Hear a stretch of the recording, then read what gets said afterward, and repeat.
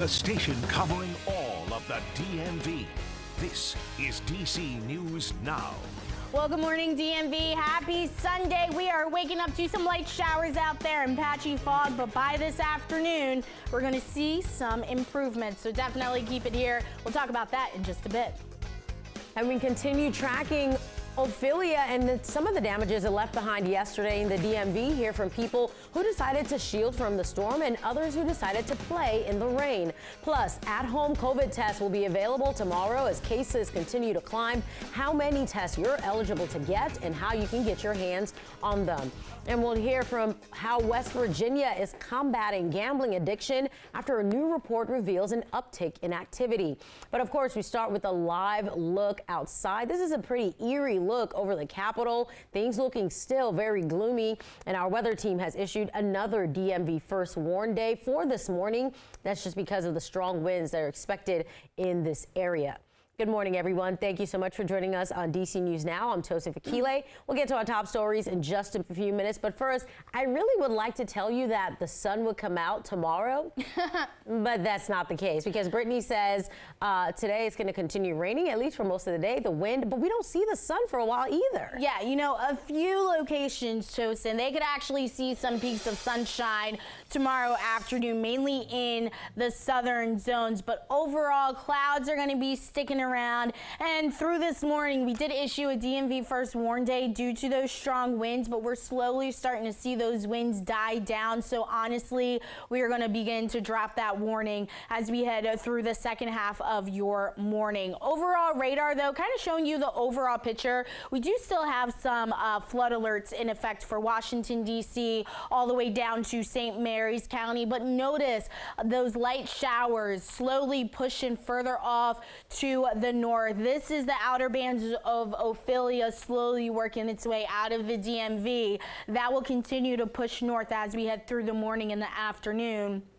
And that's when we'll start to see things slowly begin to dry out. Temperature-wise, still fairly warm out there. 64 in the nation's capital, 61 as you head over there to Frederick, 66 there in Lexington Park. Upper 50s, though, as you head further off to the north and west. So think back to 24 hours ago this time. We're actually warmer now than we were yesterday, only by a few degrees. And honestly, highs today, they will be on the warmer side. Much of us struggling to get out of the 60s, where a few locations could actually get into the lower 70s. So if you are going to be planning your morning here in the nation's capital, here's a look at your breakfast forecast. Mid 60s all the way through that 11 o'clock hour. But notice we are seeing those showers light in nature as we head through the first half of your morning. It's not until the afternoon that's when we start to see things begin to clear up. So looking ahead through the next 3 days, 68 is expected to be the high here in the nation's capital. We still have those morning showers and patchy fog we're going to be dealing with. By Monday, we're seeing drier conditions. Can't rule out mainly an isolated shower making its way across the eastern panhandle of West Virginia. Highs still going to be in the upper 60s, and it looks like we're holding on to the 60s as we head into your Tuesday with those peaks of sunshine, Tosin. So definitely keep it here. We'll talk about that 7-day in just a bit. All right, looking forward to that, Brittany. Thank you. Ophelia is a post-tropical cyclone now, but yesterday, heavy rains did not stop people from being out and about. Our Leonard N. Fleming took to the streets to talk to some of those people about their stormy Saturday. Well, I think it's just really fun to embrace by nature because, we can't really change it. The steady rain from Tropical Storm Ophelia didn't keep 12-year-old Logan Bond from shooting hoops in Alexandria with his father. Getting out here practicing because we don't all have all day. Because, I have school and homework. So whenever I have time to finish my homework, I get to just come out here and have fun. The rain and wind from the storm kept a consistent pace throughout the day in the city along the Potomac that could be prone to flooding. The storm pushed planes coming in for landings at Reagan International Airport and boats docked in the harbor. Beautiful day, isn't it? Molly Young and her best friend Anna Holowinski went for an afternoon stroll amid the rainstorm. Just wanted a spontaneous adventure. We were in the house all day, so we thought to go down to the waterfront. Today is a terrible day to be outside. But we are good friends, and we wanted to get a burger. Restaurants and shops were prepared for flooding with sandbags at the doors of their businesses. So far, flooding here is light, with more problems expected into Sunday. And the severe weather may not have impacted those folks' plans, but it did for the Washington Nationals. The baseball team postponed its game yesterday. They play today at 6:35, which means a doubleheader against the Atlanta Braves. Any Nats fans who bought tickets for yesterday can attend either of today's games or exchange the ticket for another 2024 season game through June 20th. Meanwhile, in Maryland, the annual St. Mary's County Fair was supposed to be this weekend, but it also felt the effects from Ophelia. DC News Now's Max Marcilla explains. Even before the worst of the storm rolled through, it's changing what's supposed to be a big weekend in St. Mary's County. It's really cold out here and stuff. It's like some really cold weather out here today. Elements of the St. Mary's County Fair canceled due to the weather. The animals possibly outnumbering the people. We were bored, so we wanted to get out. Kind of the last time you get out before the worst of this hit. That's right, exactly. You hit it. The fair's president says he's keeping tabs on the weather, but has experienced this before. We've had hurricanes pass over in the middle of the fair, and we survived. Yeah, so it's it kind of gets people pulling together. The storm is most threatening for the areas near the river. The wind and rain fueling high tides as the intensity of Ophelia picks up. And that was our Max Marcilla reporting. Sheriff's deputies in St. Mary's County reminding drivers that if you have to leave your home and hit the roads in the rain, go slow, watch for emergency lights, and do not drive through a flooded roadway. 8:05, we're going to get us some breaking overnight news in the district. Police are looking for a suspect in a mass shooting on H Street in Northeast D.C. Officers say 4 people were hurt, one of those injured in critical condition. According to police, the suspect was last seen going westbound on H Street wearing a black hooded sweatshirt. A Silver Spring High School is investigating an incident of anti-Semitism. It happened on Friday at Blair High School. According to a letter sent to parents, multiple students were caught outside the building filming what the school describes as an anti-Semitic salute during lunch period. The principal said the school has zero tolerance for such actions, saying in part, quote, "We take this incident seriously as it goes against our school's core values of respect, tolerance, and inclusion." We're told Montgomery County Police is investigating. 8:06, the Virginia Department of Elections is working to make sure voter lists are accurate. Early voting for November's election is already underway, and the initiatives include partnerships with D.C., West Virginia, and Tennessee. Of course, this comes after Virginia controversially pulled out of a different multi-state partnership with more than 20 states back in May. That partnership became the target of criticism from Republicans around the country. Department of Election leaders also say they've identified more than 260,000 inactive voters.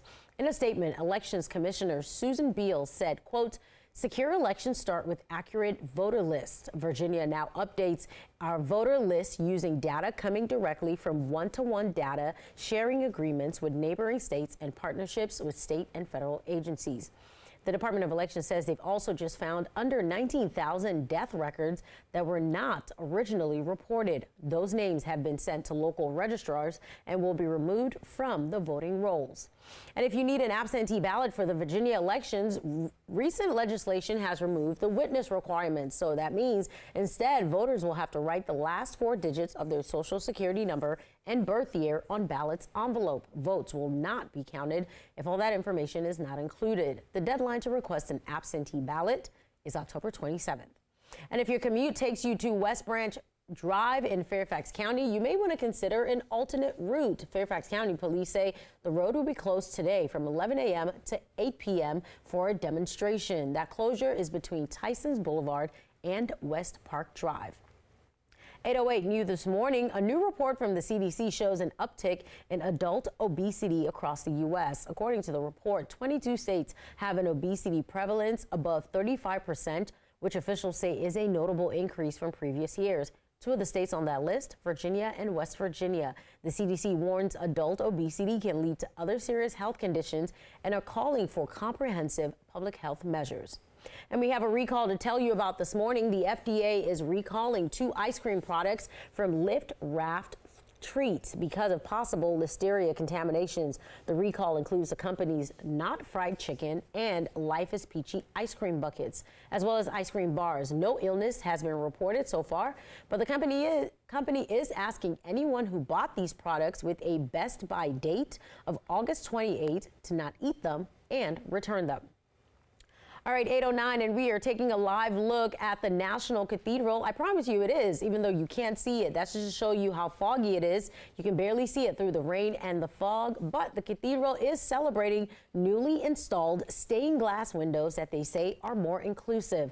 The cathedral unveiled the new Now and Forever window that talks about justice and fairness in America. The windows are the result of a 2017 decision to permanently remove windows that honored Confederate generals Robert E. Lee and Thomas Stonewall Jackson. Cathedral leaders say the old windows weren't welcoming to everyone, and they want to make certain the cathedral lives up to its mission as a house of prayer for all people.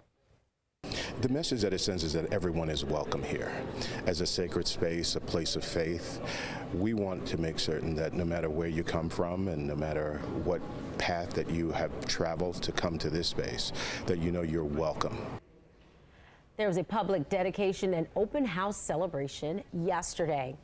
And we're going to go to Brittany right now. And Brittany, in that live cam, we can barely see the cathedral because of that fog. So how much longer is that fog going to stick around? Yeah, we're going to be seeing some patchy fog across much of the DMV as we head through at least your morning hours. It's not until this afternoon that's when we start to see an improvement in our visibility and we slowly begin to dry out. So heading to the Commanders game, kickoff with the Bills is at 1 p.m. looking pretty nice. Still going to be holding on to those cloudy skies across the area. Temperatures warming up pretty nicely, mainly getting into the upper 60s. So basically going to be a gloomy day to either head to the Commanders game or even head to Nats Park. If you're going to be sticking around for the doubleheader tonight, Nats Park temperatures by first pitch at 6:35 will be about upper 60s, and then by the final out, that's when we slowly start to see those temperatures dip down into the lower 60s. But notice it's going to be cloudy